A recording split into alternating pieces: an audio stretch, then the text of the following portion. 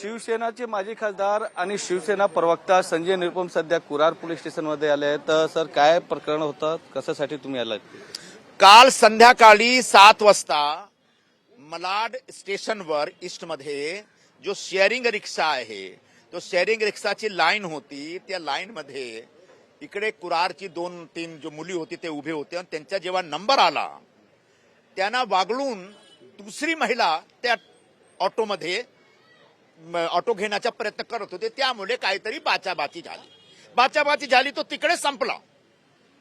पण ते मुली जो सगळे दुसऱ्या ऑटोमध्ये बसून जेव्हा इस्लामपुरामध्ये आलेत, हे सगळे इकडे राहणारे लोकांनी त्या मुलींना त्या ऑटोला घेरून मुलींना खाली उतरून 20 लोकांनी त्या मुलींवर हल्ला केला. असा हल्लाखोराच्या विरोधात कारवाई झाली पाहिजे, त्यांची अटक झाली पाहिजे, ही मागणी घेऊन आम्ही सगळे इकडे आलेले आहोत.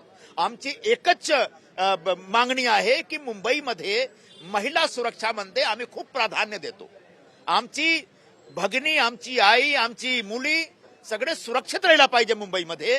पण ज्याप्रमाणे 7:30 वाजता संध्याकाळी त्यांनी 20 लोकांनी घेरून त्यांच्यावर हल्ला केला, तो एक महिला सुरक्षावर एक मोठा प्रश्न आहे. तो एक मॉब लिंचिंगचा पण केस आहे. यामुळे आम्ही त्यांच्याकडून अशी मागणी केलेली आहे की तुम्ही लवकरात लवकर ते सगळ्याचं नाव FIR मध्ये घ्या आणि सगळ्यांची अटक करा. अजूनपर्यंत 2 अटक झालेली आहे, बाकी सगळे फरार आहेत.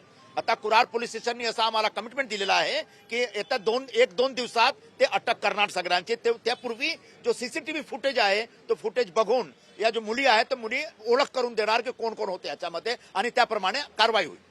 मारहाण करणारे लोक कोण होते, कुठल्या समाजाचे होते? इस्लामपुराचे होते, रोजा करणारे लोक होते. आज त्यांची ईद आहे, आम्ही सकाळी सकाळी हॅपी ईद सांगतो. आमचे जो मुस्लिम मित्र आहेत त्यांना पण ईद साजरा केला पाहिजे. पण तो ईद सोडून तर ज्याप्रमाणे ते हल्ला करतात, मला माहित नाही कसला रोजा तुम्ही ठेवला बाबा.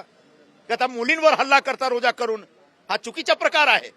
या मुलींवर हल्ला झाला, ते मुली कुठून आली होती आणि कुठे जायचं होतं? गोहिल साहेब आहेत, त्यांची मुली होती आणि त्यांचे नातेवाईक आहेत. त्यांच्या एक मुली अहमदाबादहून आलेली आहेत. तो 2 मुली.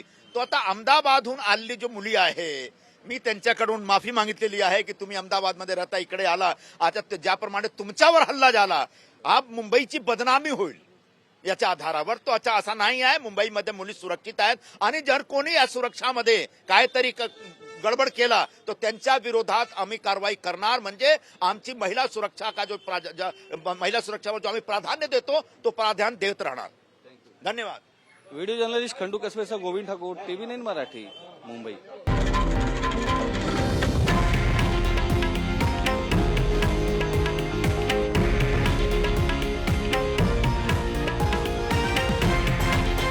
हे आहे देशातील नंबर 1 न्यूज नेटवर्क आणि आपण पाहत आहात TV9 मराठी, एकमेव.